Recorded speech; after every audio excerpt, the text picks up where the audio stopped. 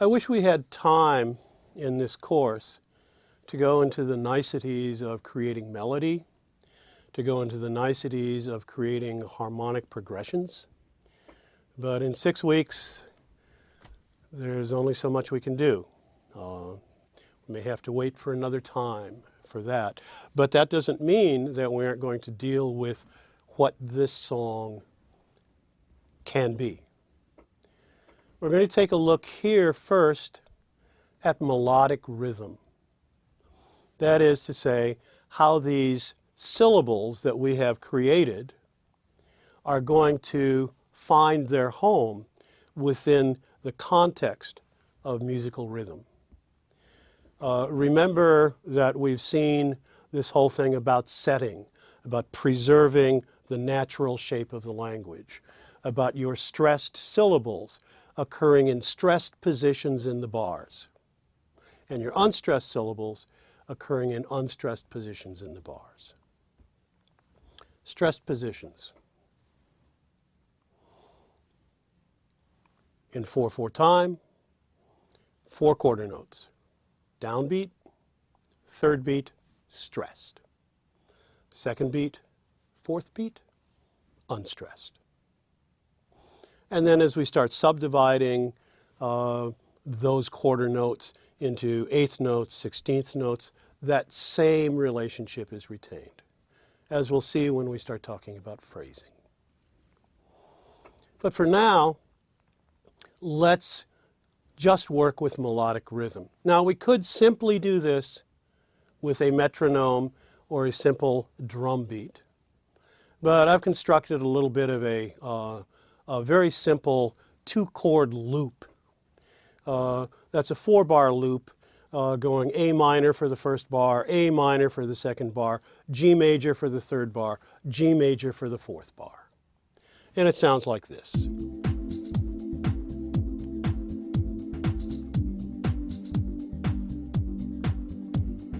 One, two, three, four, 2, 2, 3, 4, 3, 2, 3, 4, 4, 2, 3, 4. Start again.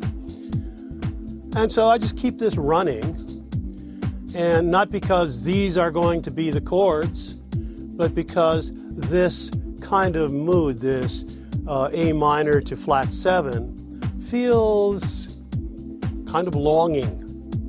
It feels a little bit wandery to me. And so I thought, let's just give this a try, because it feels like it's got sort of that ambiance that this lyric seems to want to express.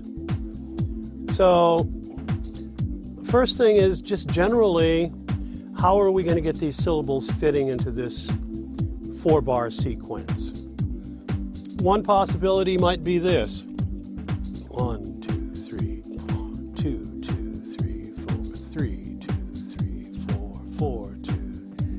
I hear you out there crying, begging,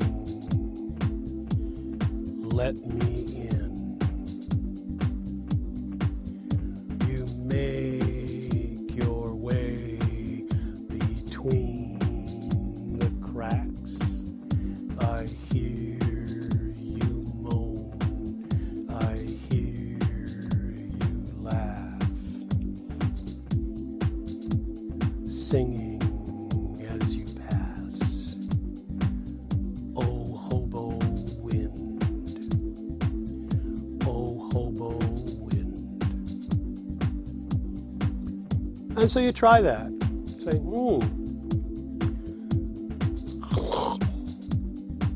boring. Some great melody, I think, is going to have to come in and save that one. So maybe we can double that melodic rhythm. Because we're talking about the wind, which is moving, and it really sounds like the wind is taking a big nap with the note values that long. So maybe 2, 3, 4, 2, 2, 3, 4, ready, 2, 3, 4, 4. 3. I hear you out there crying, begging, let me in. You make your way between the cracks. I hear you moan, I hear you laugh,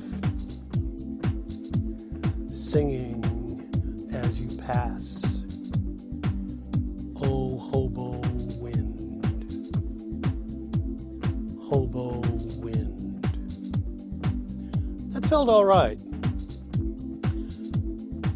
But there was something that I kind of liked about that halftime feel. I wonder what would happen if I put a little bit of that maybe in the fourth line, trying like this. I hear you out there crying, begging, let me in. You make your way between the cracks. I hear you moan, I hear you laugh, singing as you pass.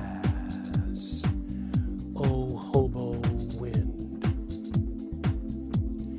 hobo wind. That might work. That might work. And as a melodic rhythm, ba-da-da-da-da, singing as you pass. Oh, hobo wind. So we have note values there, a series of note values that I think support this whole notion of the motion of the wind. And at the same time, we have all of this other stuff, the inserted lines, the rhyme types and so on, keeping the gate open and making it feel like it's in motion. There's something about it that doesn't quite feel right to me yet, and I'm not sure what it is. But I do know that because I've got my note values, now I can maybe start thinking about my bridge. Because what I need are note values that are in contrast with what I've got.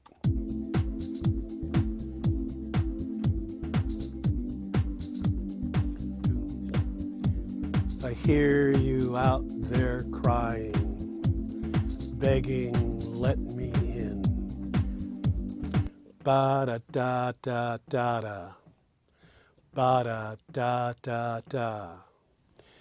So the note values there are, sort of moderate, but da-da-da-da-da. So we're dealing with, quarter notes and a few eighth notes here and there, some dotted quarters, maybe even a half note here and there. So let's just say that we have eighth notes, quarter notes, dotted quarter notes, half notes. Say we've got those. What have I got? Well, I've got eighth notes, quarter notes, dotted quarter notes, and some half notes. What's different than that? 16th notes, 37, I can't go that fast. Wait, what else? Whole notes. Whole notes are different than that. Really long notes.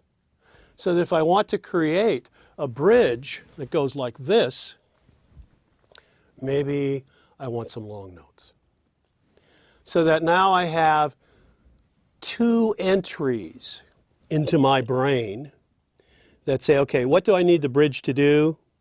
I need it to be a contrast in melodic rhythm, and I need it to introduce or to support the notion of the wind as a singer, if the notion of hymns is going to make any sense at all, and I love hymns because I'm on a religious quest. So I love hymns. A religious quest for vagrancy, for sin, for experience, an obsessive quest, hymns. So what if in my bridge I ask the wind to sing?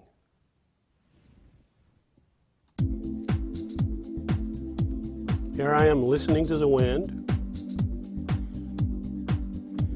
Sing,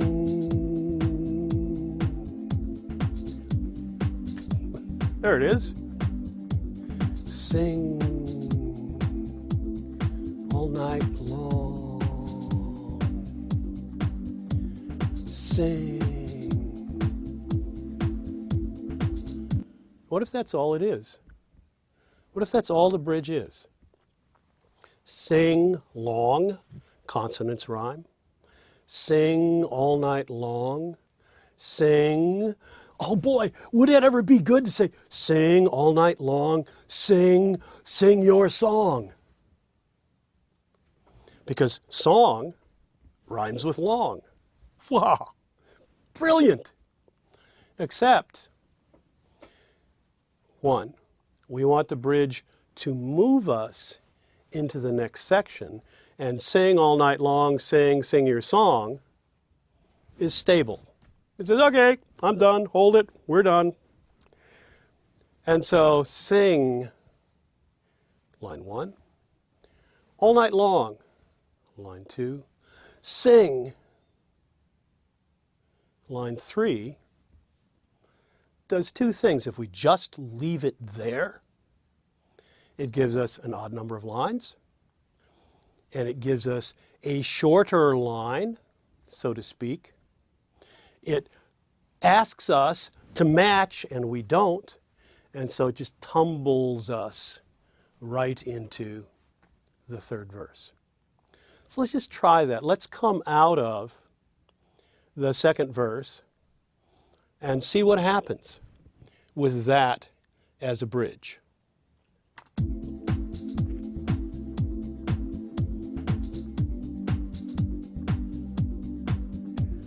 I wonder where you're going. I wonder where you've been. I think of hearts you might have touched, the ones afraid, the ones unloved, the ones you couldn't move. Oh, hobo wind, hobo wind. Sing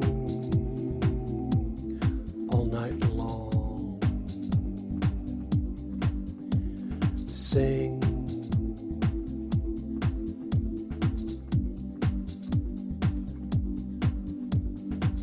I wish you'd take me wandering. That's not bad. But wow, there sure was a long space for a can of guitar players between the end of the bridge and the next verse. And when you start talking about letting the arrangement ride over the hill with its lance lowered to save the town that wasn't written or wasn't constructed properly, I'd rather have that bridge not take all of that time. And it may be just as simple as, well, why are you still working with that four bar thing? It might be that. But there may be some ways to deal with that. But right now, it feels to me like we have something that could be an effective contrast in terms of melodic rhythm. And it also seems like it's saying the right thing, that it's talking to the wind as a singer who's out there crying and moving and touching and so on, and I want to go on the wanderings and all of that stuff. So it feels to me like we've got, with this next step of finding a melodic rhythm, and note that we have no melody at all. And again, you know, that's going to be something that that we're going to experiment with.